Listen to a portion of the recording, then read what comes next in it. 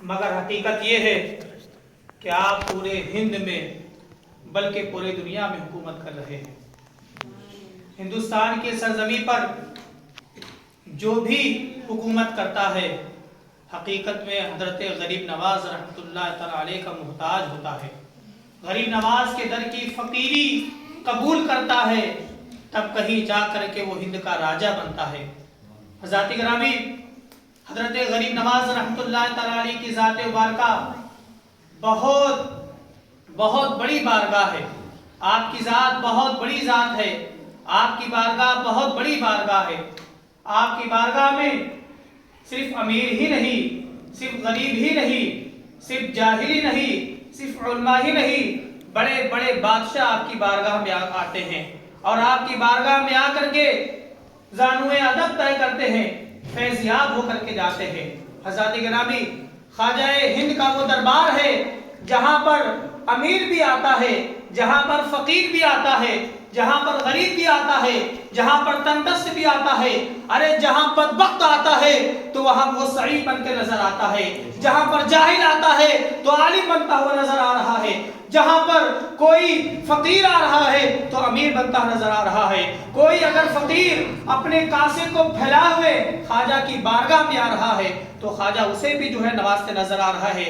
ये जहाँ तक के आपकी बारगाह में जो आता है कुछ ना कुछ लेकर के जरूर आता है। ख्वाजा हिंद वो दरबार है आला तेरा, कभी महरूम नहीं मांगने वाला तेरा।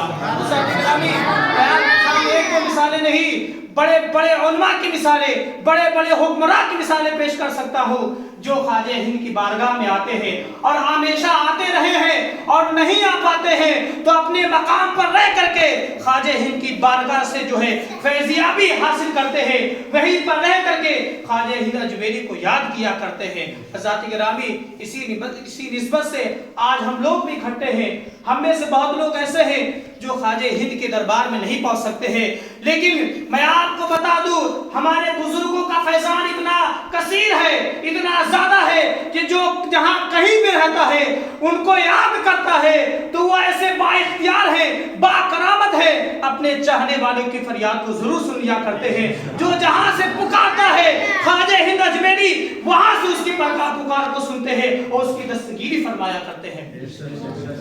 मैं आपको बताता चलूं, ये औलियाए किराम ही का खासा है कि अगर वो किसी पर कोई नजर डाल दे तो उसकी दिल की दुनिया बदल जाया करती है, उसके बिगड़े हालात बदल जाया करते हैं। अगर आप इसी तनाजुर में ख्वाजा हिंद अजमेरी की जिंदगी को देखेंगे तो आपको भी पता चलेगा आपकी जिंदगी भी बड़ी सादा जिंदगी थी, आप भी बहुत ही सादा जिंदगी गुजारते थे और एक बाग की निगहबानी किया करते थे, दरबानी किया करते थे। लेकिन क्या हुआ, रब तबारक व तआला ने जब आप पर करम फरमाया और जब किसी की तकदीर बदलना होती है, जब किसी के हालात बदलना होता है तो औलिया किराम के तवज्जुहात उसकी तरफ कर दिया करता है। चुनांचे ख्वाजा हिंद अजमेरी अपने बाग में बैठे हुए हैं, बाग की दरबानी कर रहे हैं और बागबानी में मशगूल है। इतने में देखते क्या है कि एक फकीर आया, इब्राहिम कलंदर मजजूब नाम का, वो आपके दरबार में आया, आपके बाग में आया। आपने उसे बाअदब बैठाया, बाअदब ले आकर के आपने उसके अपने करीब बैठाया और बैठाने के बाद आपकी चूंकि अंगूरों का या खजूरों का दरख्त था, आपने उसमें से चंद अंगूरे ली, उसके चंद खोशे लिए और उस बुजुर्ग की बारगाह में पेश कर दिए। उस बुजुर्ग ने खाया, थोड़ा खाने के बाद थोड़ा हजरत गरीब नवाज के मुंह में डाल दिया। देखिए बुजुर्गों का फैजान, देखिए उस बुजुर्ग का ख्वाजा गरीब नवाज के मुंह में उस लुकमे को डालना था, दिल की दुनिया बदल गई। जो ख्वाजा गरीब नवाज अभी तक दुनियादारी में थे, अभी तक घर की जिम्मेदारी में थे, लेकिन वो लुकमा जैसे ही पेट में जाता है, जैसे ही जिस्म के अंदर जाता है, आपकी दिल की दुनिया बदल जाती है, आपको फिक्र आखिरत सूझती है। आपके दिल ने ये तहैया कर लिया कि हमें दुनिया की ज़ेबाइश में, दुनिया की आरस्तगी में, दुनिया के नाज़ नेमत में हमें नहीं फंसना है। चुनांचे ख्वाजा गरीब नवाज रहमतुल्लाह तआला अलैह की जिंदगी बदल गई है और एक वली की निगाह करम ने आपके दिल की दुनिया बदल दी है। उसके बाद गरीब नवाज रहमतुल्लाह तआला अलैह, अब आपकी दिल की दुनिया बदली तो आपके दिल में ये आया, चलो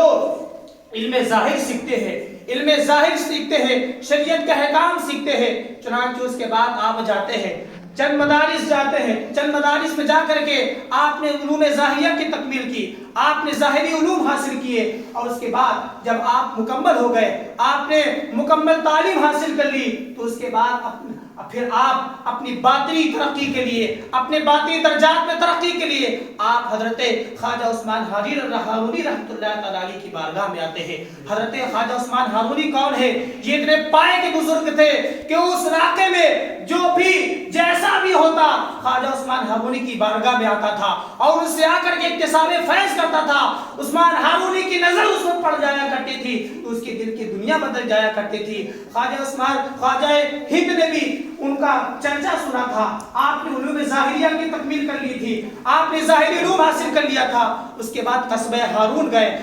قصبہ ہارون میں جا کر کے خواجہ عثمان ہارونی کی بارگاہ میں پہنچے۔ وہاں جا کر کے آپ نے ان کی خدمت میں رہنا شروع کر دیا، آپ ان کے اتنے قریب ہو گئے کہ آپ ان کے سفر حضر میں ساتھ رہنے لگے، حتیٰ کہ خواجہ عثمان ہارونی رحمۃ اللہ تعالی علیہ کی بارگاہ میں 1-2 سال نہیں، 2-4 سال نہیں بلکہ 20 سال آپ نے اپنے مرشد کی بارگاہ میں گزارے۔ میں آپ کو بتاتا چلوں، جب 20 سال آپ نے اپنے مرشد کی بارگاہ میں گزارا تو اس کے بعد حضرت خواجہ عثمان ہارونی رحمۃ اللہ تعالی علیہ سفر حجاز کے لیے نکل پڑے، اور ساتھ میں خواجہ غریب نواز کو بھی ساتھ میں لیا،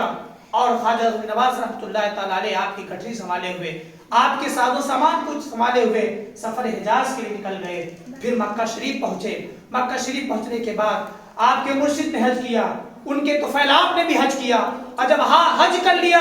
تو خانہ کعبہ میں آپ کے مرشد نے دعا کی، اے مولا میں نے غریب نواز کو تیری بارگاہ میں لا کر کے کھڑا کر دیا ہے، اے مولا غریب نواز کو قبول فرما لے۔ تو اس وقت وہاں سے صدا آتی ہے کہ ہم نے غریب نواز کو اپنی بارگاہ میں قبول کر لیا ہے۔ یہ مقام تھا غریب نواز رحمۃ اللہ تعالی علیہ کا۔ اتنا ہی نہیں، پھر وہاں سے چلے مدینہ شریف آئے، روضہ رسول کی بات روضہ رسول پر آئے، اور آ کر کے غریب نواز کو بغل میں کھڑے کیا اور عرض کیا، یا رسول اللہ یہ خادم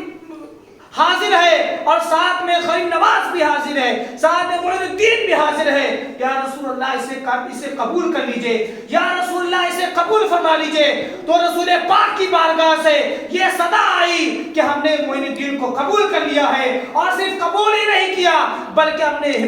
ہم نے ہند کی ولایت بھی اسے عطا کر دی ہے۔ یہ جائے ہندوستان میں جا کر کے اسلام کی تبلیغ و اشاعت کرے۔ اتنا سننا تھا، غریب نواز کو ان کے مرشد نے حکم دیا کہ جاؤ اب تمہیں جا کر کے ہندوستان میں جا کر کے تمہیں اسلام کی تبلیغ و اشاعت کرنی ہے، دین پھیلانا ہے، اسلام کا پرچم لہرانا ہے۔ خواجہ غریب نواز رحمۃ اللہ تعالی علیہ اپنے مرشد کا حکم پاتے ہی ہند آتے ہیں، اجمیر شریف میں آ کر کے آپ نے اپنا قیام کیا۔ اس کے بعد پھر کیا ہوتا ہے، آپ نے دھیرے دھیرے تبلیغ کرنا شروع کیا، آپ نے اپنے اخلاق کو دکھایا، آپ نے اپنے کردار کو ایسا لوگوں کے سامنے پیش کیا کہ لوگ آپ کی طرف آتے ہی مائل ہو جاتے تھے۔ وہ غیر مسلم جو آج متنفر ہو جاتے ہیں، آپ کی ذات کو دیکھ کر کے جو ہے اسلام قبول کرنے لگے، آپ کے اخلاق کو دیکھ کر کے اسلام قبول کرنے لگے، آپ کے کردار کو دیکھ کر کے اسلام قبول کرنے لگے، حتیٰ کہ 1-2 نہیں بلکہ 90 لاکھ لوگوں نے آپ کے ہاتھ پر کلمہ پڑھا ہے اور مشرف اسلام ہو گئے ہیں۔ یہ حضرت خواجہ نواز رحمۃ اللہ تعالی کی کرامت تھی۔ اور یہی نہیں بلکہ حضرت غریب نواز رحمۃ اللہ تعالی علیہ کی توجہ اس بات پر ہمیشہ رہتی تھی کہ کس طریقے سے اسلام کی اشاعت ہو، اسلام کا پرچم کس طرح بلند ہو،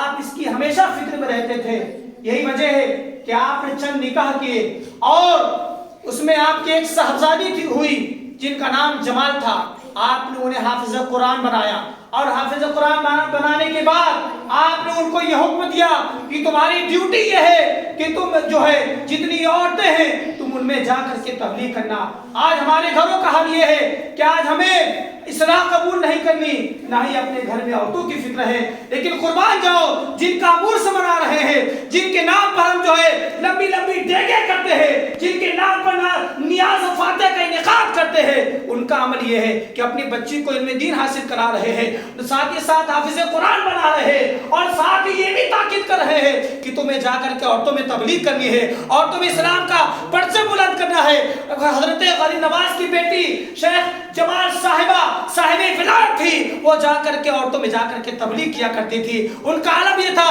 کہ جب وہ مجمع لگا کر کے بیٹھی تھی تو ایک دو عورتیں نہیں، دو چار عورتیں نہیں، ہزاروں عورتیں آ کر کے آپ کے مجلس سے واعظ میں اکٹھا ہوا کرتی تھی اور سب کے سب اسلام کے احکامات کو سیکھ کر کے جایا کرتی تھی۔ یہ بزرگوں کا دربار ہے، یہاں سے ولایت بڑھتی ہے، یہاں سے شریعت بڑھتی ہے، یہاں سے شریعت کا احکام بتائے جاتے ہیں۔ آج ہمارا حال کیا ہے؟ ہمیں نہ دین سے فکر ہے نہ ہمیں نماز سے فکر ہے۔ آؤ میں آپ کو بتاتا چلوں غریب نواز رحمۃ اللہ تعالیٰ علیہ کا تقویٰ کیا تھا، زہد کیا تھا، آپ کا ورع کیا تھا۔ حضرت غریب نواز رحمۃ اللہ تعالیٰ علیہ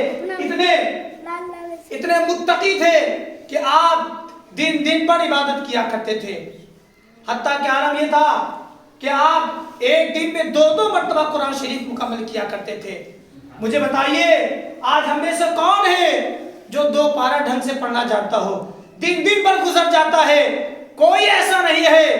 شاید ایک دو لوگ ہوں گے، ورنہ ہمارا حال یہ ہے کہ ایک دو پارہ ہم سے نہیں پڑھا جاتا، لیکن ہم جن کا عرس منانے آئے ہیں یہ وہ ذات ہے جو ایک دو پارے نہیں، دو چار پارے نہیں، بلکہ دو دو مکمل قرآن کی تلاوت کیا کرتی تھی۔ اور یہی وہ ذات تھی کہ جب رات کے تنہائی میں کھڑی ہو جاتی تھی تو اپنے رب کو یاد کیا کرتی تھی، سجدے میں سر کو گرا دیا کرتی تھی اور اپنے رب کی بارگاہ میں خوب دعائیں کیا کرتی تھی اور استغفار کیا کرتی تھی۔ آج ہمارا حال کیا ہے؟ ہم اپنے بزرگوں کا نام تو لیتے ہیں لیکن ان کے کردار کا کوئی بھی حصہ اپنے اندر نہیں جمع کرتے ہیں، ان کے کردار پر قطعی عمل نہیں کرتے ہیں۔ میرے بزرگوں دوستو، یہ طریقہ نہیں ہے۔ طریقہ تو یہ ہے جس طریقے سے ہم ان کے نام پر ناز و نیاز کرتے ہیں، بالکل اسی طریقے سے ہمیں ان کے کردار پر بھی ان کے کردار کو فالو کرنا چاہیے، ان کے کردار پر عمل کرنا چاہیے۔ میں آپ کو بتاتا چلوں حضرت غریب نواز رحمۃ اللہ تعالیٰ علیہ کی ذات مبارکہ بہت ہی بابرکت تھی اور آپ کی نگاہ ہمیشہ اس پر رہا کرتی تھی کہ کس طریقے سے اسلام کا پرچم بلند ہو۔ یہی وجہ ہے کہ آپ ہند میں رہتے تھے اور اجمیر شریف میں جو ہے قیام فرما رہتے تھے، لیکن آپ دہلی کے حالات سے باخبر رہتے تھے۔ دہلی میں کیا ہو رہا ہے، کس کی بادشاہت آ رہی ہے، کون حکمراں آ رہا ہے، کون جا رہا ہے، اس بات سے مکمل آگاہ رہتے تھے اور ہرگز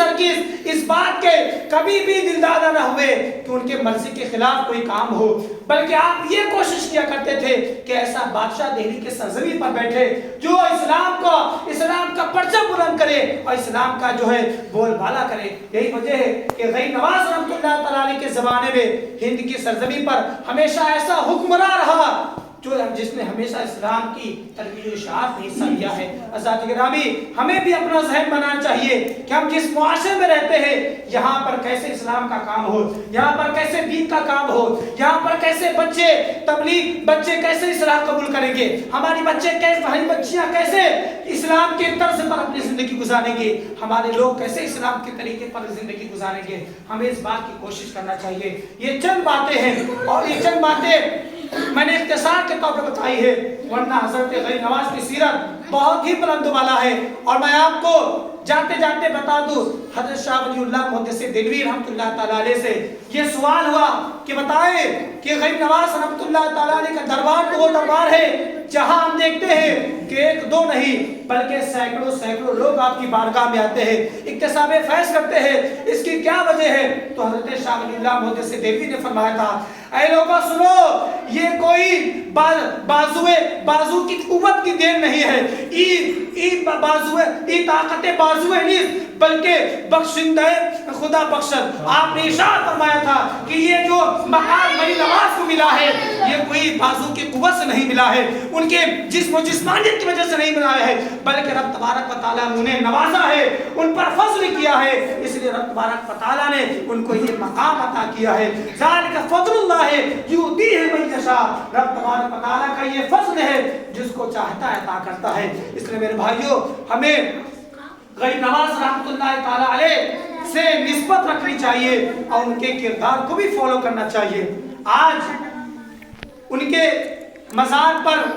کچھ لوگ ایسے ہیں جو بریلی شریف سے عقیدت رکھنے والوں پر کیچڑ اچھال رہے ہیں۔ اور یہ کہہ رہے ہیں کہ جو بریلی شریف کا نام لے گا یا وہاں کا نعرہ لگائے گا یا اس وہاں سے نسبت جوڑے گا، ایسا شخص ہندوستان کے بارگاہ میں، ہندوستان کے ولی کی بارگاہ میں، ہندو الولی کی بارگاہ میں نہیں آئے گا۔ میں آپ کو بتاتا ضرور، وہ غریب نواز کی بارگاہ اتنی بڑی بارگاہ تھی کہ جب آپ کا دسترخوان بچتا تھا، جب آپ کا لنگر پڑتا تھا تو وہاں پر کوئی تفریق نہیں ہوتی تھی، وہاں پر مسلم غیر مسلم کی کوئی تفریق نہیں ہوتی تھی۔ لیکن آج وہاں پر ایسے لوگ جو ہے براجمان ہو گئے ہیں، جو بریلوی کو کنارے کر رہے ہیں، جو اپنے سنی بھائیوں کو کنارے کر رہے ہیں۔ لیکن میرے بھائیوں، میں آپ کو پیغام دینا چاہتا ہوں، ایسے لوگوں سے دور رہنا، یہ مان کے چلنا کہ آپ کو ان لوگوں سے کوئی مطلب نہیں ہے۔ آپ کو جو بھی نسبت ہے وہ ہندو الولی سے نسبت ہے، آپ کو جو بھی جو ہے محبت ہے وہ خواجہ اجمیری سے نسبت ہے، وہاں پر رہنے والوں سے ہمیں کوئی تعلق نہیں ہے۔ یہ چند باتوں کے ساتھ میں اپنی گفتگو کو ختم کرنا چاہوں گا۔ مولا تعالیٰ ہمیں صحیح طریقے سے اسلامی زندگی گزارنے کی توفیق و رفیق عطا فرما، اور ہم سبھی لوگوں کو خواجہ غریب نواز رحمۃ اللہ تعالیٰ علیہ کی